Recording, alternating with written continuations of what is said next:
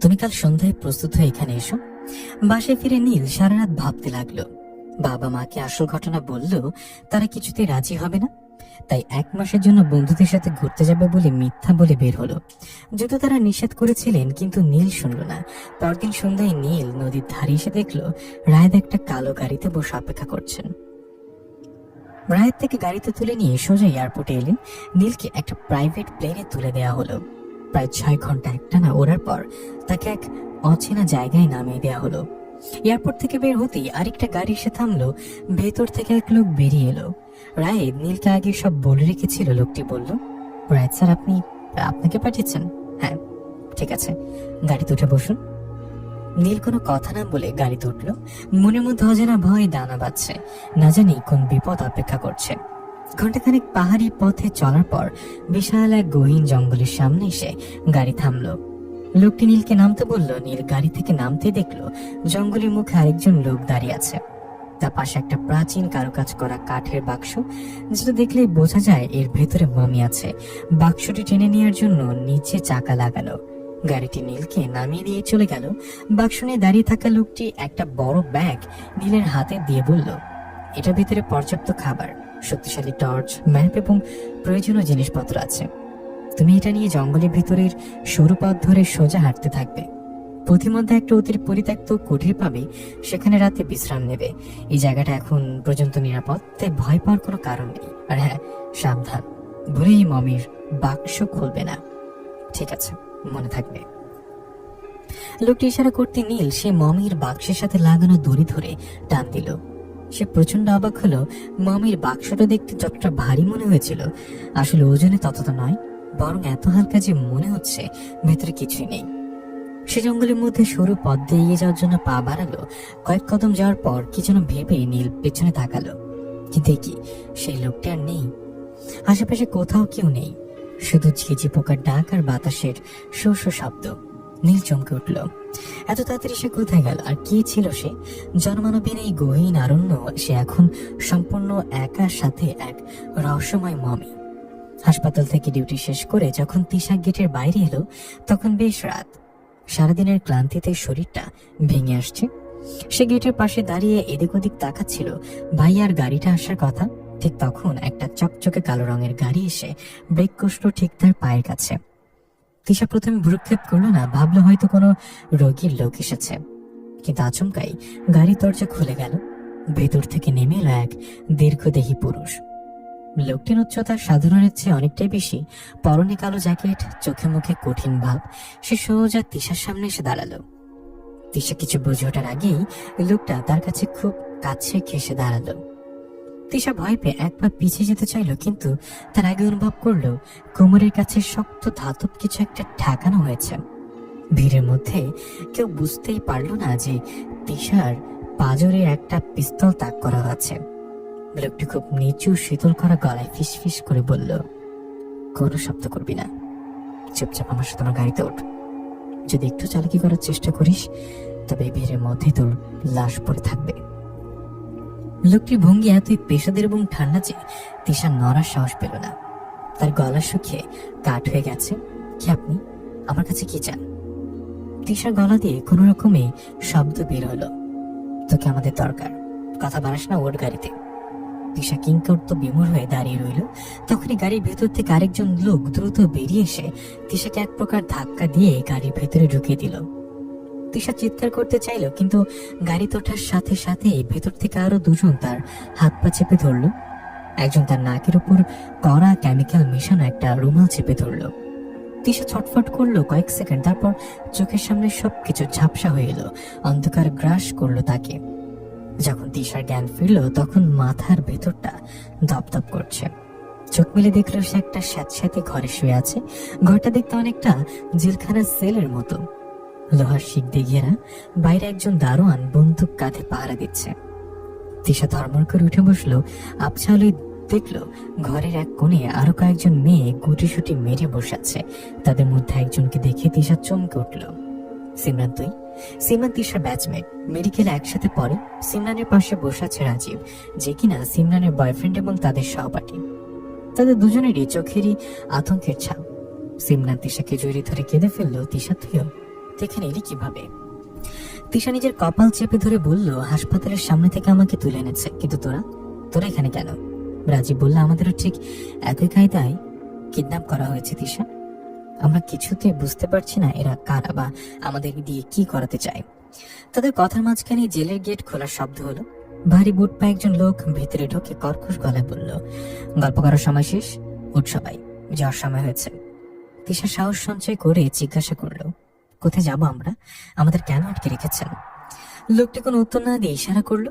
সাথে সাথে আরো কয়েকজন পাহারাদার এসে তিশা, সিমরান, রাজীব সহ বাকিদের হাত পিছে মোড়া করে বাঁধতে শুরু করলো। তাদের ধাক্কা দিতে দিতে বাইরে নিয়ে আসা হলো। বাইরে সে তিশা বুঝতে পারলো তার এক বিশাল পরিত্যক্ত সেনা ঘাঁটিতে আছে। চারপাশ জনমানবহীন, দূরে জং ধরা কিছু পুরনো ট্যাঙ্কার পড়ে আছে। রানের উপর দাঁড়িয়ে আছে একটা বিশাল কার্গো বিমান। বিমানের ইঞ্জিন চালু, বিকট শব্দ হচ্ছে। তাদের জোর করে সেই বিমানের দিকে নিয়ে যাওয়া হলো। তিশা শরীরের সর্বশক্তি দিয়ে নিজেকে ছাড়ানোর চেষ্টা করলো, টানা হেঁচড়া করলো, কিন্তু শক্তিশালী লোকগুলোর সাথে সে পেরে উঠল না। তাদের বস্তার মতো করে বিমানের ভেতরে ছুঁড়ে ফেলা হলো। বিমানের ভেতরটা বেশ অন্ধকার। দরজা বন্ধ হওয়ার পর এক গুমোট পরিবেশ তৈরি হলো। সামনের কেবিন থেকে একজন মাঝবয়সী লোক বেরিয়ে এলো। তার পরনে সামরিক পোশাকের মতো কিছু একটা, কিন্তু কোনো দেশের ব্যাজ নেই। লোকটি সবার দিকে তাকিয়ে গম্ভীর গলায় বলল, তোমাদের গন্তব্য দারশহির। সেখানে আমাদের অনেক সৈনিক আহত অবস্থায় আছে। সেই শহরে চিকিৎসা করার মতো কোনো ডাক্তার বেঁচে নেই, তাই তোমাদের নিয়ে যাওয়া হচ্ছে। দারশহির নামটা শুনে তিশার বুকের ভেতরটা কেঁপে উঠল। নামটা যেমন অদ্ভুত, আবার অপরিচিত। লোকটি বলতে থাকলো, তোমাদের কাজ হবে শুধু আহতদের সুস্থ করা। যুদ্ধ শেষে তোমাদের প্রচুর টাকা দেয়া হবে, যা তোমরা কল্পনাও করতে পারবা না কেউ। তিশা চিৎকার করে বলল, প্লিজ আমাদেরকে ছেড়ে দিন, আমাদের কোনো টাকা পয়সার দরকার নেই, আমাদেরকে বাড়ি যেতে দিন। সিমরান আরো রাজীবও সাই দিল, কিন্তু লোকটি এবার পকেট থেকে একটা পিস্তল বের করে তিশার দিকে তাক করলো। তারপর তার চোখের দৃশ্যতে কোনো দয়া নেই। চুপ করে বসে থাক, একদম টু শব্দটাও করবি না। যদি বেশি বাড়াবাড়ি করিস তবে তোদের জ্যান্ত এই বিমান থেকে নিচে ফেলে দেব। ডাক্তার ছাড়াও যুদ্ধ চলে, কিন্তু লাশ দিয়ে চলে না। লোকটির ধমকে বিমানের ভেতরে পিন পতন নীরবতা নেমে এলো। ভয়ে কেউ আর একটি কথা বলল না। তিশা জানলার ছোট কাজ দিয়ে বাইরের মেঘের দিকে তাকিয়ে রইল। তার চোখ বেয়ে জল গড়িয়ে পড়ছে। সে জানে না এই দারশহির কোথায় বা সেখানে তার জন্য কি ভয়াবহ অপেক্ষা করছে। অদ্ভুতভাবে মৃত্যুর এই মুখোমুখি দাঁড়িয়ে তার শুধু বারবার নীলের কথা মনে পড়তে লাগলো। নীল সে রহস্যময় মমির বাক্সটা টেনে নিয়ে সাইরাত ব্ল্যাকআউট ফরেস্টের গহীন পথ ধরে হাঁটছে। বিকেলের আলো নিভে গিয়ে বনের ভেতরে এক ঘন অন্ধকার নেমে এসেছে। চারিদিকে নিস্তব্ধতা ভেঙে শুধু বাক্সটার চাকার ঘর ঘর শব্দ আর ঝিঝি পোকার ডাক শোনা যাচ্ছে। হাঁটতে হাঁটতে নীলের পা ব্যথা হয়ে গেছে। ঠিক তখনই তার নজরে পড়ল দূরে একটি টিমটিমে আলো জ্বলছে। কাছে গিয়ে নীল দেখলো বনের মাঝখানে একলা দাঁড়িয়ে আছে একটি জর্ণ জীর্ণ কুঠুরি। বাইরে একটা হ্যারিকেন জ্বলছে, যার আলোয় কুঠুরিটাকে আরো ভৌতিক মনে হচ্ছে। নীল সাবধানে দরজায় ধাক্কা দিতে ক্যাচ ক্যাচ শব্দ করে সেটা খুলে গেল। ভেতর কেউ নেই। একপাশে একটা পুরনো কাঠের চৌকি পাতা আর ঘরের কোণে মাকড়সার জাল। নীল বুঝলো এটাই সেই কুঠুরি যার কথা বলা হয়েছিল। বড় একটা দীর্ঘশ্বাস ফেলে নীল মমির বাক্সটা ঘরের এক কোণে রাখলো। এত বড় একটা বনের মধ্যে সে একা সাথে 1000 বছরের পুরনো এক লাশ। ভাবতেই তার গা ছমছম করে উঠল। তবু পেটের খিদে সামলানোর দায় ব্যাগ থেকে শুকনো খাবার বের করে খেয়ে নিল। তারপর কৌতূহল বশত সে মমির বাক্সটার সামনে গিয়ে দাঁড়ালো। কফিনের গায়ে অদ্ভুত সব লতাপাতার মিশরীয় ভাষায় হাইরোগ্লিফিক্স আঁকা। নীল হাত দিয়ে আলতো করে স্পর্শ করলো লেখাগুলোর মানে সে কিছুতেই বুঝতে পারল না, কিন্তু কাঠটা অস্বাভাবিক রকমের ঠান্ডা। ক্লান্ত শরীরটা চৌকির উপর এলিয়ে দিল নীল। চোখের পাতা ভারী হয়ে আসছে। ঠিক যখনই তন্দ্রাচ্ছন্ন ভাবটা এসেছে তখনই মনে হলো কেউ যেন ফিসফিস করে তার নাম ধরে ডাকলো, নীল। নীল ধর্মর করে উঠে বসলো। তার বুকের ভেতরে ধাপ ধাপ করছে। হঠাৎ সে খেয়াল করলো পুরো ঘরটা এক অদ্ভুত নীলচে আলোয় ভরে গেছে। আলোর উৎস খুঁজতে গিয়ে তার চোখ আটকে গেল কোনায় রাখা সেই মমির কফিনে। কফিনের ঢাকনার নিচে থেকে তীব্র আলো ঠিকরে বের হচ্ছে, যেন ভেতরে কিছু একটা বাইরে বেরিয়ে আসার জন্য ছটফট করছে। নীলের গলা শুকিয়ে কাঠ হয়ে গেল। সে ঢোক গেল, কিন্তু নড়তে পারল না। ভয়ে তার হাত পা অবশ্যই আসছে। ঠিক সেই মুহূর্তেই দপ করে আলোটা নিভে গেল। ঘরটা আবার আগের মতোই অন্ধকারে ডুবে গেল। নীল কাপা কাপা হাতে টর্চটা জ্বালালো। আলো ফেলে দেখলো সব স্বাভাবিক। কফিনটা ওভাবেই পড়ে আছে। নীল সাহস করে কাছে যাওয়ার চেষ্টা করলো, কিন্তু পারল না। অজানা এক আতঙ্ক তাকে ঘিরে ধরলো। হাতে ঘড়ি নেই, সময় কতটা জানার উপায় নেই। বাকি রাতটুকু সে আর চোখের পাতা এক করতে পারল না। ঠায় বসে রইল চৌকির উপরে। সকাল হতেই নীল দেরি না করে আবার হাঁটতে শুরু করলো। ভোরের আলোয় জঙ্গলটা কিছুটা কম ভয়ঙ্কর লাগছে, কিন্তু বেশিক্ষণ হাঁটতে হলো না। কিছু দূর যেতেই সে দেখলো বনের মধ্যে বেশ কিছু তাঁবু টাঙানো, যেন সামরিক ক্যাম্প। কয়েকজন অস্ত্রধারী সৈনিক তাকে দেখতে পেয়ে বন্দুক তাক করে দাঁড়াতে বলল। থামো। কে তুমি? নীল থমকে দাঁড়ালো। ভয়ে হাত দুটো উপরে তুললো। সৈনিকদের একজন দ্রুত তাঁবুর ভেতরে চলে গেল। এরপরই তাঁবুর পর্দা সরিয়ে হাসি মুখে বেরিয়ে এলেন রায়েদ আহমেদ। তাকে দেখে নীলের ধরে প্রাণের ফিরে এলো। রায়েদ এগিয়ে এসে নীলের কাঁধে ভারী হাত রেখে বললেন, সাব্বাস বেটা, আমি জানতাম তুমি পারবে। একে জঙ্গল পার হওয়া চারটেখানি কথা নয়, এসো ভেতরে এসো। নীলকে নিয়ে রায়াত একটা বড় তাঁবুর ভেতরে ঢুকলেন। সেখানে আধুনিক সব আসবাবপত্র। নীলকে একটা চেয়ারে বসে রায়াদের ইশারা করতে একজন সৈনিক একটা সামরিক পোশাক কিনে নীলের সামনে রাখলো। রায়াত বললেন, দেরি করো না, এটা পরে নাও। নীল অবাক হয়ে বলল, কিন্তু স্যার, আমি তো কোনো যুদ্ধ জানি না, আমাকে কেন সৈনিকের পোশাক পরতে হবে? রায়েদ মুচকি এসে বললেন, তোমাকে যুদ্ধ করতে হবে না নীল, তুমি শুধু আমাদের অস্ত্র শস্ত্র সরঞ্জাম বহনে সাহায্য করবে। আসল কাজ তো হবে আজ রাতে। আজ রাতে? রায়েদের চোখ দুটো চকচক করে উঠল। তিনি অদ্ভুত এক পৈশাচিক আনন্দ নিয়ে বললেন, হ্যাঁ, আজ রাতে। আজ অমাবস্যা। আজই সেই রাত যখন কালো জাদুর সমাধান হবে। 1000 বছরের ঘুম ভেঙে আজ জাগ্রত হবে মমি সালকারুস, আর আমরা হব সেই জাগ্রত মমির প্রথম যাত্রী। কথাটা শেষ করে রায়াত অট্টহাসিতে ফেটে পড়লেন। সে হাসি তার তাঁবুর বাইরে জঙ্গলে নিস্তব্ধতা ক্ষণক্ষণ করে দিল। নীল ফ্যালফ্যাল করে তাকিয়ে রইল। তার মনে হলো সে এক ভয়ঙ্কর ফাঁদে পা দিয়েছে, যেখান থেকে বের হওয়ার কোনো রাস্তা নেই। অনিচ্ছা সত্ত্বেও নীলকে সে সৈনিকের পোশাকটা গায়ে চড়াতে হলো। আয়নায় নিজের দিকে তাকিয়ে সে বুঝতে পারলো বেশ বাজেভাবে ফেসে গেছে সে। পালানোর কোনো পথ খোলা নেই। পোশাকটা ঠিকঠাক করে সে ধীরে পায়ে রায়াদের সামনে এসে দাঁড়ালো। নীলের চোখে মুখে ক্ষোভ আর ভয়। সে রায়াদকে সরাসরি জিজ্ঞাসা করলো, আপনি তো বলেছিলেন শুধু মমিটা পৌঁছে দিলে আমার কাজ শেষ, তাহলে এখন এই পোশাকে প্রস্তুতি কেন? রায়াদ একটা সিগারেট ধরাচ্ছিলেন। তিনি আয়েশ করে ধোয়া ছেড়ে হেসে বললেন, আরে বোকা ছেলে, তোমাকে 1 মাসের সময় কি এমনি এমনি দিয়েছে? এতগুলো টাকা কমাতে হলে একটু তো খাটতে হবে।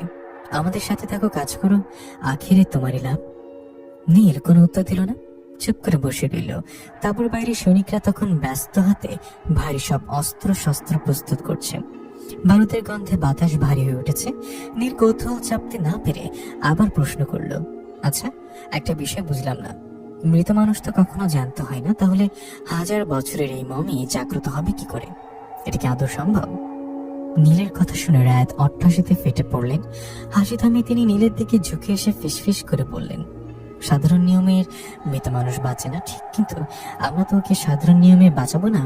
কালো জাদুর মাধ্যমে নরক থেকে এক শক্তিশালী পিশাচ বা অতৃপ্ত আত্মাকে এই মমি শরীরে প্রবেশ করানো হবে। এই মমিটা হবে সেই পিশাচের আধার। এটা আমাদের যুদ্ধে জয়ী হওয়া গোপন এবং অন্যতম কৌশল, যা আজ পর্যন্ত কেউ প্রয়োগ করার সাহস পায়নি। নীলের চোখ বড় বড় হয়ে গেল। সবিশ্বাসের সুরে বলল, এভাবে কি সম্ভব? কেন সম্ভব না?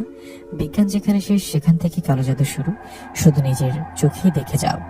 কিছুক্ষণের মধ্যে সব প্রস্তুতি শেষ হলো। সৈনিকরা অস্ত্র শস্ত্র নিয়ে খোলা জিপ আর ট্রাকগুলোতে উঠে পড়ল। রায়েদ ইশারা করতে একজন সৈনিক নীলকে জোরে এক করে একটা গাড়িতে তুলে নিল। কনভয় চলতে শুরু করলো। জঙ্গলে আঁকা বাঁকা পথ পেরিয়ে গাড়িগুলো যখন শহরের সীমানায় ঢুকলো, তখন দুপুর গড়িয়ে বিকেল। শহরের নাম দারশহির। একসময় যে শহরটা অসম্ভব সুন্দর আর জাঁকজমকপূর্ণ ছিল, তা এর ধ্বংসাবশেষ দেখলেই বোঝা যায়।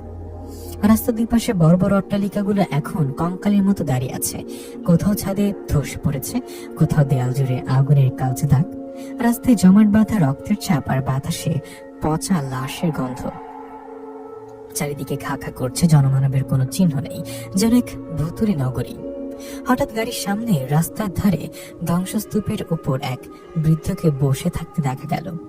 জরাজীর্ণ পোশাক, চামড়া কুচকে যাওয়া বৃদ্ধটি শূন্য দৃষ্টিতে তাকিয়ে আছেন, চোখে মুখে রাজ্যের ক্লান্তি আর দৃষ্টান্তর ছাপ। গাড়িটার তার কাছাকাছি আসতেই সামনের সিটে বসা এক সৈনিক নির্দ্বিধায় তার দিকে বন্দুক তাক করল। বিকট শব্দে একটা গুলি ছিটকে গেল। নীল কিছু বুঝে ওঠার আগেই দেখল বৃদ্ধের মাথাটা এফুরফুর হয়ে গেল, রক্তে ভেসে গেল সবটা। নিথর দেহটা ঢলে পড়ল মাটিতে। নীল আতঙ্কে চিৎকার করে উঠল। এ কি করলেন? উনি তো নিরস্ত্র ছিলেন, একটা বৃদ্ধ মানুষকে কেন মারলেন?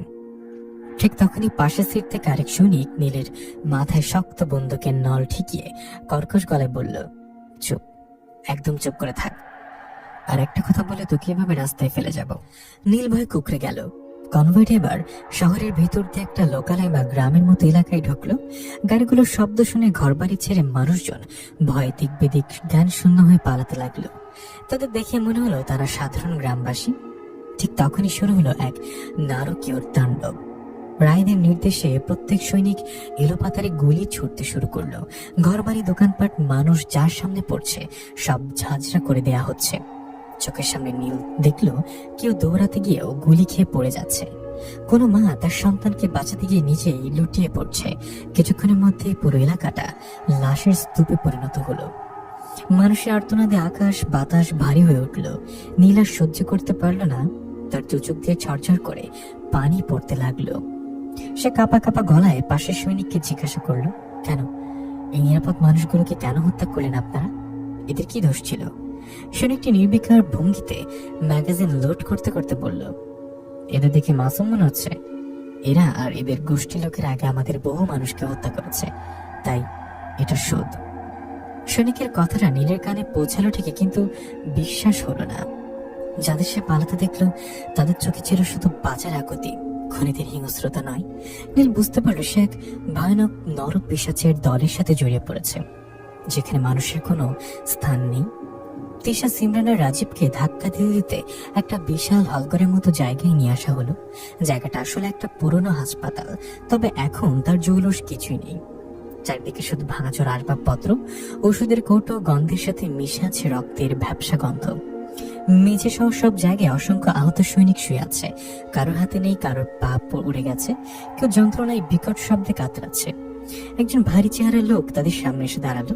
হাতে একটা লাঠি এসে সৈনিকদের দিকে ইশারা করে বলল, তোমাদের কাজ হলো এদের চিকিৎসা করা, যত দ্রুত সম্ভব এদের সুস্থ করে তোলো।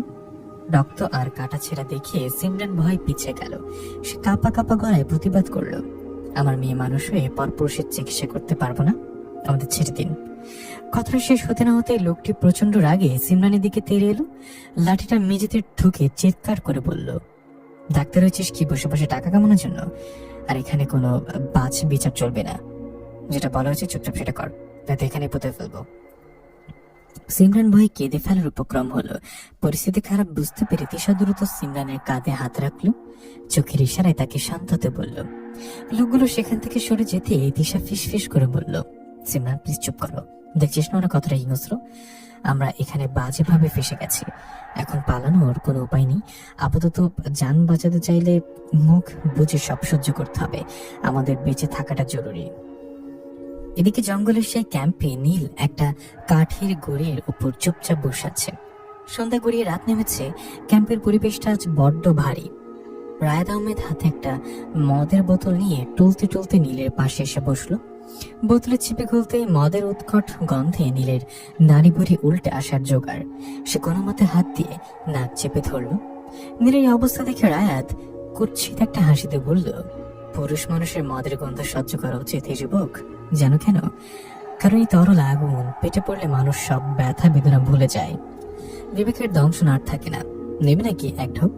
নীল ঘৃণা ভরা চোখে তাকিয়ে বলল, না। সাধু পুরুষ। রায়েত বিদ্রুপের হাসি হাসল। কিছুক্ষণ পর রায়েত উঠে দাঁড়ালো। ক্যাম্পের বিস্তর 4-5 জন সৈনিককে ডাকলো। তারা ধরাধরি করে সে মমির বাক্সটা নিয়ে জঙ্গলেও আরো গহীনের দিকে রওনা দিল। নীলকে বলা হলো ক্যাম্পে অপেক্ষা করতে। নীল অসহায়ভাবে তাকিয়ে দেখলো তারা অন্ধকারের মধ্যে মিলে যাচ্ছে।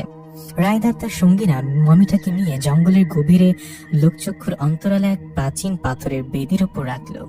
জায়গাটা এমনিতেও গা ছমছমে, তার উপর চারপাশের মশালগুলোর আলো আধারিতে এক ভৌতিক পরিবেশ তৈরি হয়েছে। বেদির চারপাশে আগে থেকে হাত পা ও মুখ বাঁধা অবস্থায় 5টি কম বয়সী মেয়েকে বসে রাখা হয়েছে, তাদের চোখে মুখে মৃত্যু ভয়। রায় দিকে গিয়ে মমির বাক্সের ঢাকনাটা সরালো, কিন্তু অদ্ভুত ব্যাপার, কফিনের ভিতরে কোনো মমির বুকের কাছে রাখা আছে একটা জরাজীর্ণ প্রাচীন বই। রায় অতি সাবধানে বইটা হাতে তুলে নিল। বইটা খুলতে চারপাশের বাতাস যেন ভারী হয়ে উঠল। রায়েত অদ্ভুত এক ভাষায় কর্কশ কণ্ঠে মন্ত্র পড়তে শুরু করলো। মন্ত্র উচ্চারণের সাথে সাথে জঙ্গলে শোষ করে বাতাস বইতে শুরু করলো। গাছের পাতাগুলো পাগলের মতো নড়তে লাগলো। কিছুক্ষণ মন্ত্র পড়ার পর রায় ইশারা করতে একজন সৈনিক একটা মেয়েকে টেনে হিচড়ে মামির কফিনের কাছে নিয়ে এলো। মেয়েটি বাঁচার জন্য ছটফট করছিল, কিন্তু সৈনিকটি নির্দয়ভাবে তার গলায় ধারালো ছুরি চালিয়ে দিল। ফিনকিতে রক্ত